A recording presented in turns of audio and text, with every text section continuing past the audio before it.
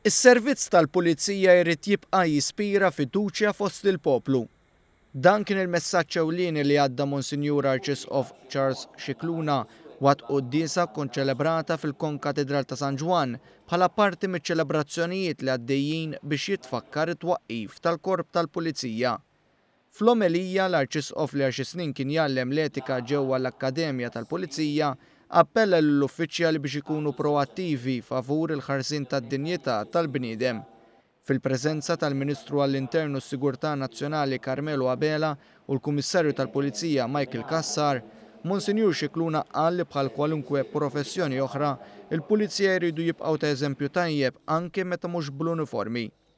Fil-Konkatedral ta' San Ġwan ispikka n-numru sabiħ ta' rekluti ġodda li qed ikollhom sem ewlieni fiċ-ċelebrazzjonijiet li qed jorganizza l-Korp tal-Pulizija brabta mal-200 sena anniversarju mit-twaqqif tiegħu.